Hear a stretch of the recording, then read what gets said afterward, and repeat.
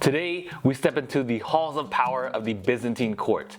Your goal is to argue, scheme, and influence the flavor of the emperor in order to reshape history. Hello everyone and welcome back to the Wolfpack. So good to see you all. Today we're talking all about Byzantion, which is an engine building game centered around completing events. There are going to be some auction bidding mechanics and some unique items that you're gaining as you complete different initiatives. But with that said, today's video is sponsored by Meeple Pug. So a huge thank you to Meeple Pug for sponsoring today's video. And please note that as always, since with these preview videos, that prototype components are being shown. So with that said, let's begin. Now there are three phases in this game. The first one is the event phase.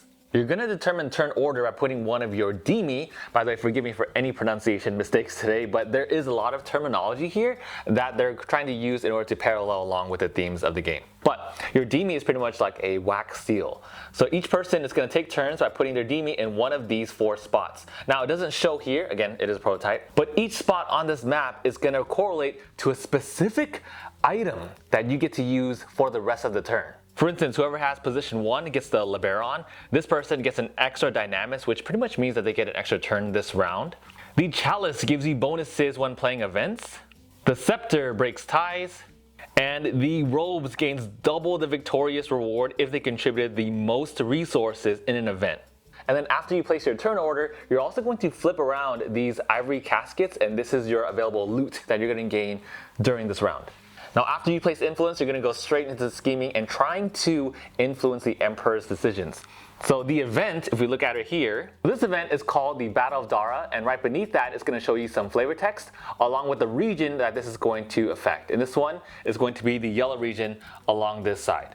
Now the top left of the event is going to tell you what you gain if you win this event. The top right tells you what you lose if this event is cancelled. Now this reward only affects the player whoever contributed the most, and then if this event is cancelled later on, then the player that contributed the least will be getting whatever negative consequence that this is. And then lastly, here are the two choices.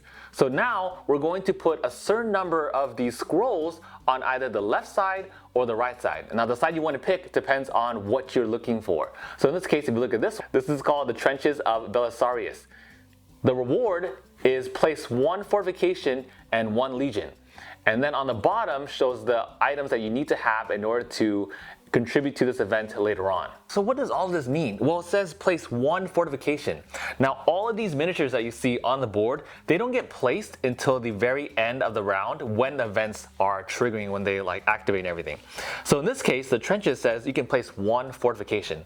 These fortifications are these giant walls, and each type of unit belongs to a specific faction. Fortifications belong to Stratiotica units. Everyone's going to have 3 secret quests to reveal at the very end. And if you look at this quest here, it says that you can gain 1 doxa for every single one of these Stratiotica units on the board that have been placed. So if you tie everything together, this means that you want to place these scrolls on the side you think you're going to win.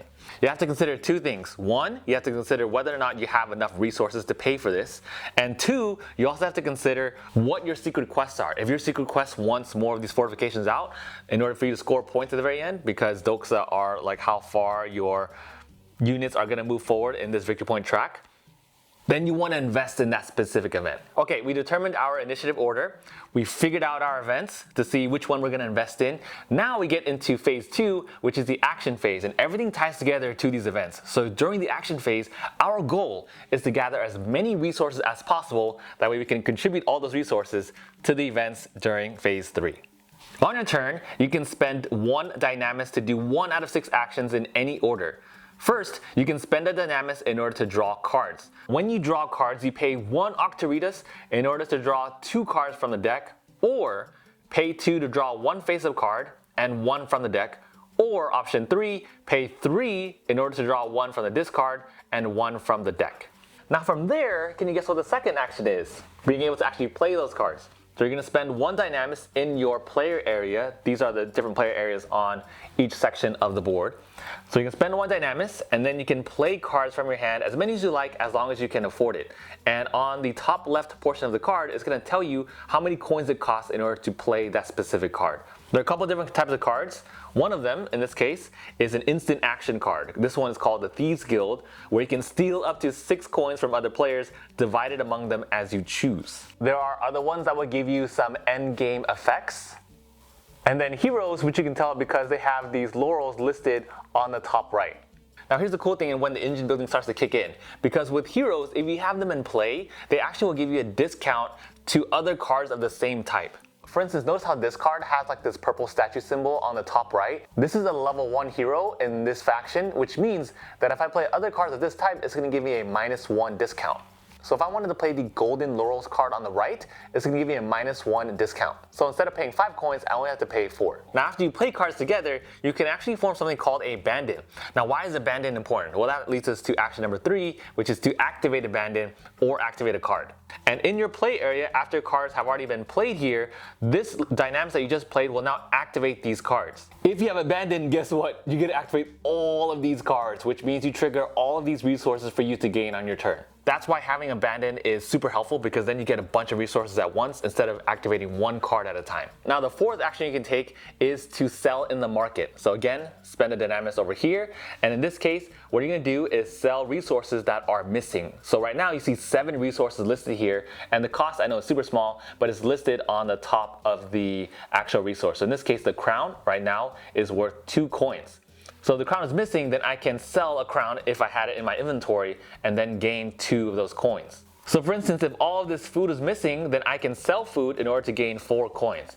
The other option besides selling the missing resources is that you can also sell the very first resource, which is in this case, the crown, for 2 coins. Now if you can sell resources as an action, action number 5 is going to allow you to buy resources. Spend a dynamis as usual, and then buy any resources that you want as long as you can afford it, and as soon as you buy one, then the rest are going to slide up because it increases in the cost. Right now it goes from left to right, and then from this bottom row here, also from left to right.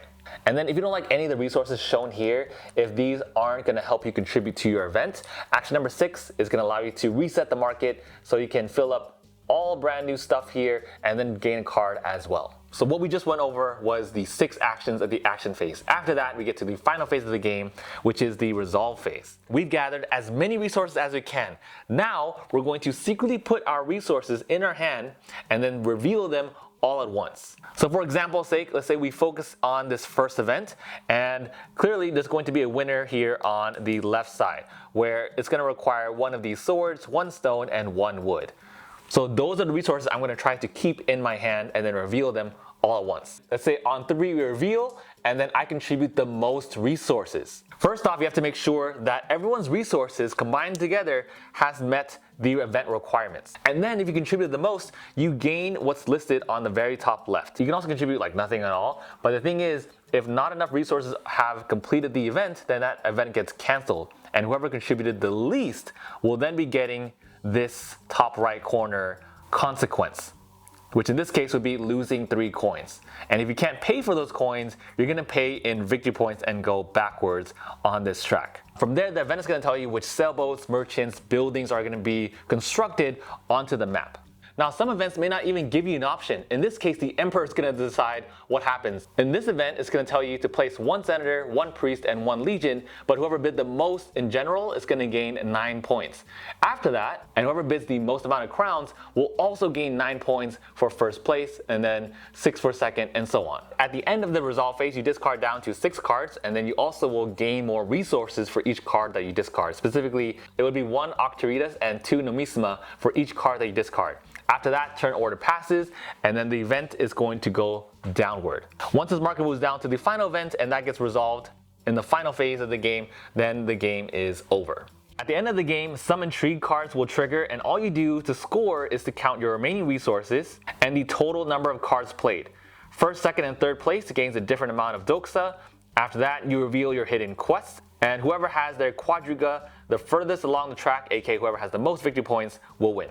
That right there is a preview of how Byzantion works. If you want to check out more of the campaign, I'm going to go ahead and leave a link down in the description below. Thank you all so much for watching, and if you made it to the very end, go ahead and comment camel for the ones that are doing the most work in this game. Honestly, like, look at this, a 4-pack of camels carrying every single resource possible across this gigantic map. Thank you all so much for watching, and I will see you all in the next one.